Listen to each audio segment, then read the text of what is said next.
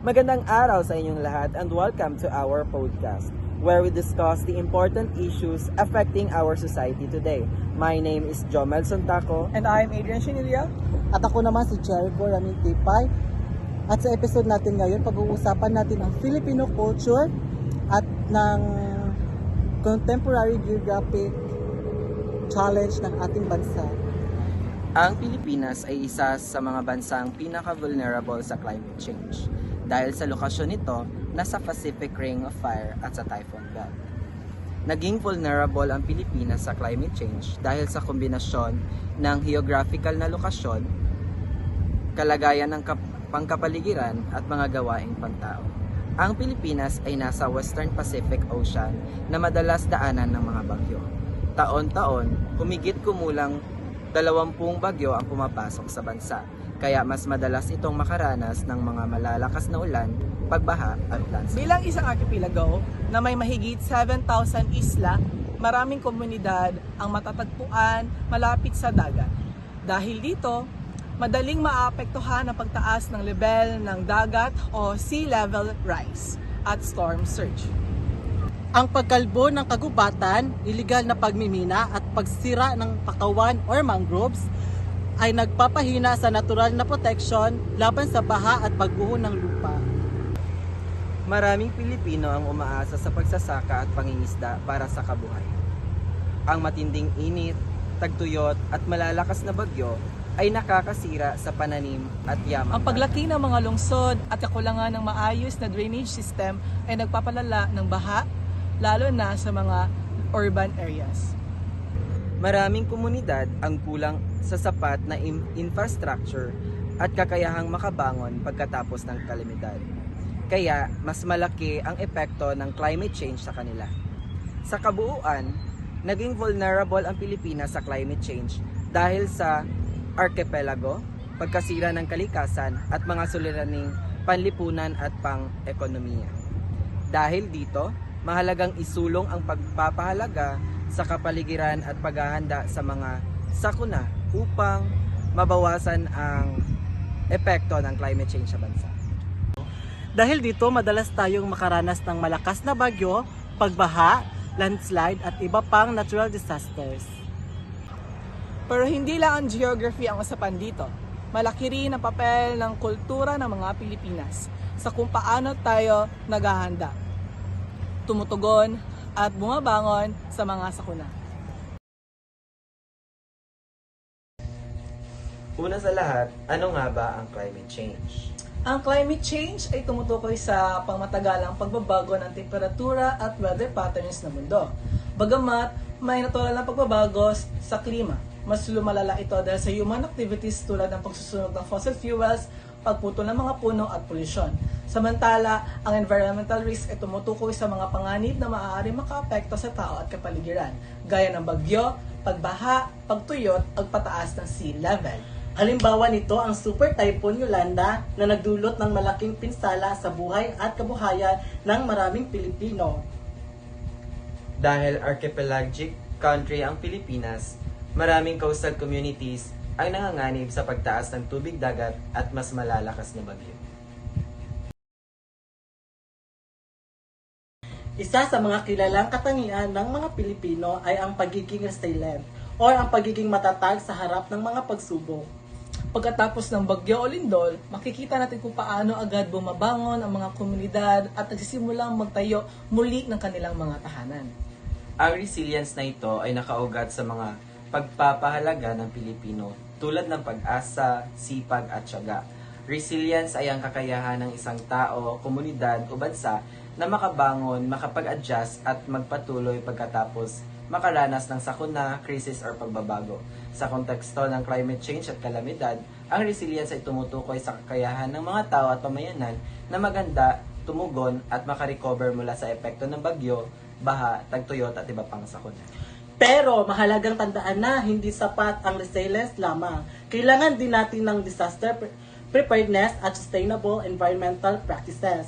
Tama! Hindi lang dapat tayo magaling bumangon pagkatapos ng sakuna, dapat marunong din tayo umiwas at maghanda bago ito mangyari.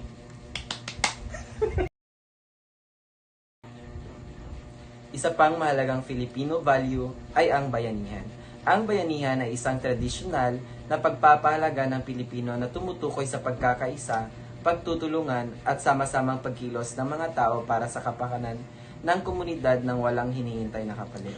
Ang bayanihan ay ang diwa ng pagtutulungan at pagkakaisa ng komunidad. Makikita natin ito tuwing may kalamidad.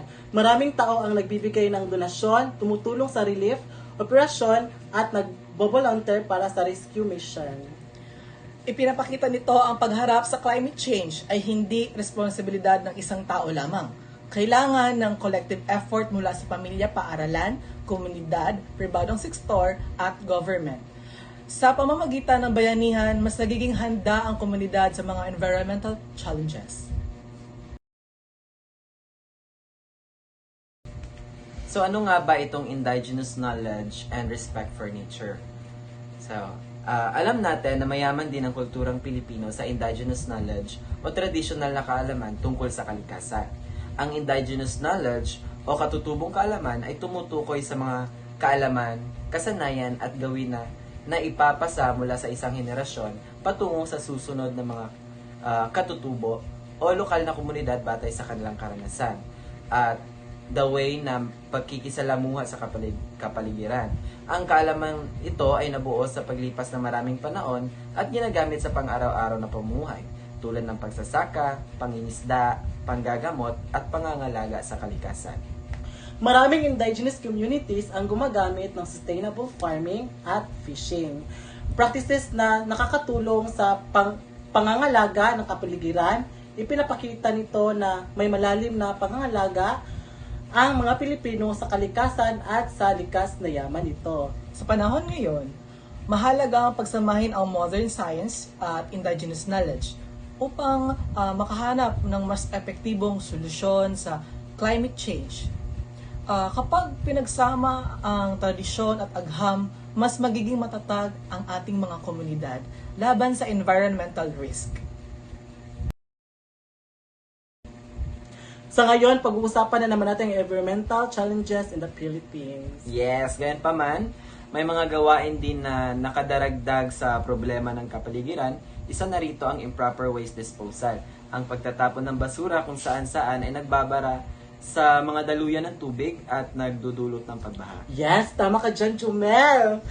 Malaking problema rin ang deforestation at mabilis na urbanization na nagiging sanhi ng landslide at pagkawala ng biodiversity. Minsan, dahil sa kahirapan, napipilitan ang ilang tao na abusuhin ang likas na yaman para mabuhay. Kaya masasabi natin ang climate change ay hindi lang environmental issue kundi pati social at economic issue rin. Correct. So guys, let's talk about the role of education and youth. So ano nga ba ang role ng education and youth?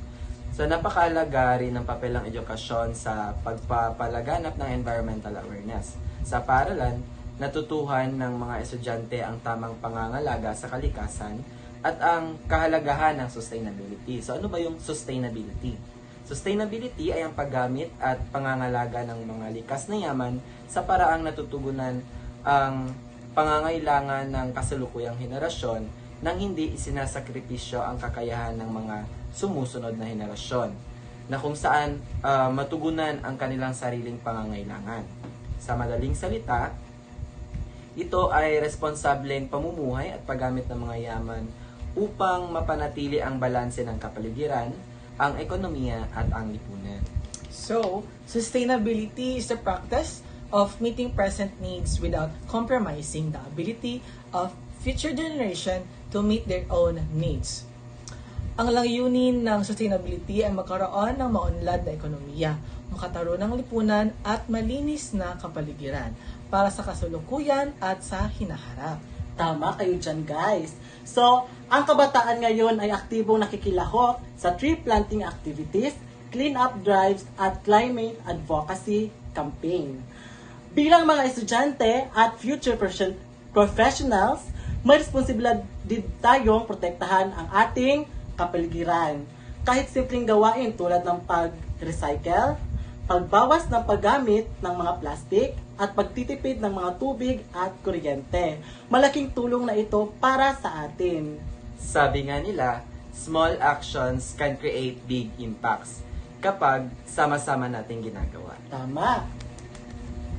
Sa kabuuan, malaki ang ugnayan ng Filipino culture at climate change. Yes, ang mga pagpapalaga ng tulad ng resilience, bayanihan at paggalang sa kalikasan ay tumutulong sa mga Pilipino na harapin ang environmental risk.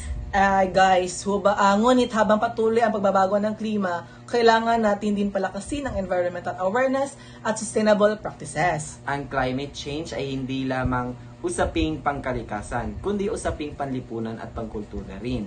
Bilang mga Pilipino, responsibilidad nating pangalagaan ang ating kapaligiran para sa susunod na henerasyon. Dahil ang kalikasan ay hindi lamang ating tahanan, ito rin ang ating kinabukasan.